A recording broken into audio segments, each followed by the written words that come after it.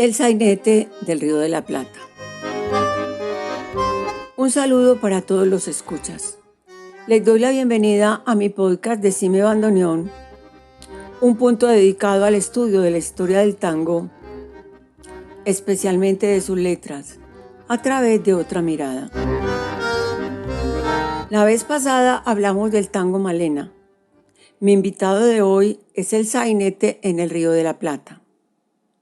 La comparsa se despide, sainete de Alberto Vacarezza, pone en boca de Serpentina la receta para escribir este género.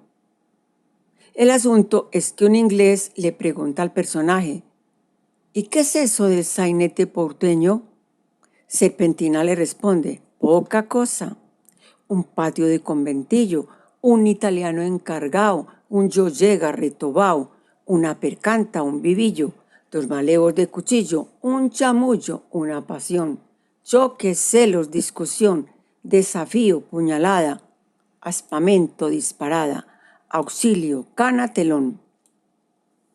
Ahora veamos que el sainete es una pieza teatral dramático-jocosa, que muestra cuadros de costumbres, expresa en la escena la idiosincrasia de las gentes del lugar, los personajes típicos y el habla popular. En un principio la palabra sainete fue adoptada por los creadores de teatro para representarse en el medio de una obra seria y después al final de la puesta en escena debido a su carácter divertido. Es preciso ubicar al lector en el Río de la Plata, donde el sainete heredado del centenario sainete español es mirado como elemento discursivo que se caracterizó por reflejar una época fundamental en su historia. El período en el que llegó esa gran población inmigrante finalizando el siglo XIX y los comienzos del siglo XX. Los pioneros en este género en el Río de la Plata fueron los hermanos Podestá, quienes fundaron el Circo Criollo. Es famosa la representación de la pieza teatral Juan Moreira, basada en la novela homónima de Eduardo Gutiérrez. La escenografía estaba enfocada a representar los conventillos para dramatizar los sucesos propios de esta manifestación urbana. Aparecían nuevas formas de expresión, el lunfardo y el cocoliche. No podían ser ajenos el arrabal o las orillas, el café. También se llevó a escena un cabaret y otros lugares propios de la época. Los personajes son construidos con tipos bien perfilados, como lo exponen los versos. Son los inmigrantes, los criollos, los guapos, las percantas, los niños bien, que pueden repetirse en otras obras, y está además el gaucho con su habla particular y sus cantos. Hay una anécdota bien interesante.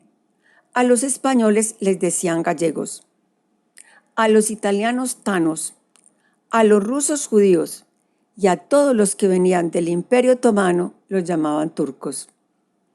El profesor Fernando García Romero, en su ponencia sobre la comedia de Aristófanes, nos cuenta, una representación teatral en la antigua Atenas era, en primer lugar, un acto religioso, que tenía lugar en un santuario de culto dedicado al dios Dioniso. Era además un acto cívico, porque los ciudadanos se reunían en torno a la representación y veían sobre la escena los problemas que representaban a la comunidad y a ellos personalmente. Lo genial de la comedia griega antigua es que convierte el insulto en crítica política, para poner a reflexionar a los espectadores sobre los males que afectan a la comunidad y que el poeta presenta sobre la escena. Hasta aquí el profesor Fernando García. La comedia solo es permitida en los estados democráticos.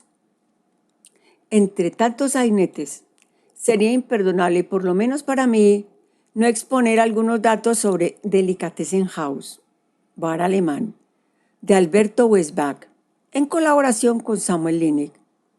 Es de resaltar que María Esther Podestá hizo el papel de Blanca, la directora de una orquesta de señoritas, y cantó el tango Estercita con letra de Samuel Linig.